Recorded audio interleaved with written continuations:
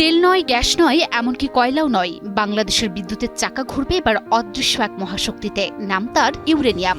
28 April Rooppur পারমাণবিক বিদ্যুৎ কেন্দ্রের চুল্লিতে ফুয়েল লোড করার মাধ্যমে বাংলাদেশ প্রবেশ করল বিশ্বের 33তম নিউক্লিয়ার নেশনের অভিজাত ক্লাবে।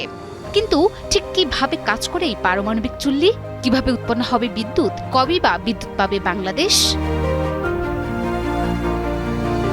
কল্পনা করুন হাতে তালুতে রাখা ছোট্ট একটি ধাতব দানার কথা। ওজন মাত্র 4.5 গ্রাম। আকারে এটি আপনার আঙুলের একটি কর থেকেও ছোট। কিন্তু বিবিসি বলছে এই এক টুকরো ইউরেনিয়াম পেলেট যে পরিমাণ বিদ্যুৎ উৎপাদন করতে পারে তা পেতে আপনাকে পোড়াতে হতো 400 কেজি কয়লা কিংবা 360 ঘনমিটার প্রাকৃতিক গ্যাস। আর ডিজেলের মতো জ্বালানি পোড়াতে হবে 350 কেজি বা প্রায় 417 লিটার। আর রূপপুর পারমাণবিক বিদ্যুৎ কেন্দ্রের মূল চালিকা শক্তি হল এই ইউরেনিয়াম।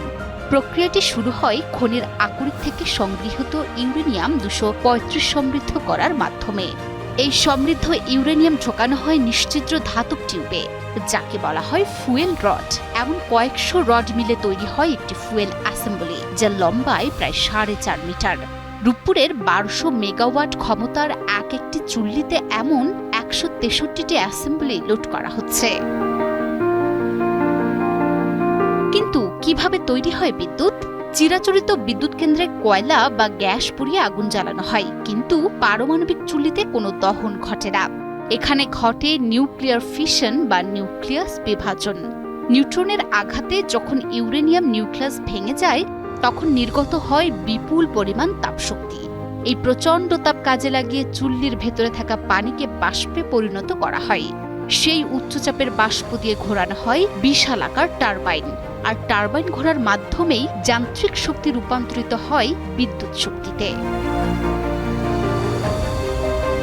বিজ্ঞান ও প্রযুক্তি মন্ত্রণালয় সূত্রে জানা গেছে, এই ফুয়েলিং ও পরবর্তী পরীক্ষামূলক কার্যক্রম সম্পূর্ণ করতে সময় লাগবে প্রায় 30 দিন। এরপর সবকিছু ঠিক থাকলে আগামী 2 মাসের মধ্যেই জাতীয় গ্রিডে যোগ হবে প্রথম 300 মেগাওয়াট বিদ্যুৎ। তবে নিরাপত্তা নিশ্চিত করতে পার করা হবে শতাধিক ধাপে পরীক্ষা নিরীক্ষা। অনেকে এই জ্বালানিকে নবায়নযোগ্য জ্বালানি হিসেবেও দেখছেন, কারণ ব্যবহৃত ইউরেনিয়াম থেকে আবারও ব্যবহারযোগ্য জ্বালানি পাওয়ার সুযোগ রয়েছে।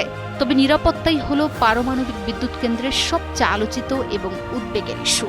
এই কারণে পারমাণবিক জ্বালানি এমনভাবে তৈরি, সংরক্ষণ, পরিবহন এবং ব্যবহার হয় যাতে এটি থেকে তেজস্ক্রিয়তা ছড়িয়ে না পড়ে।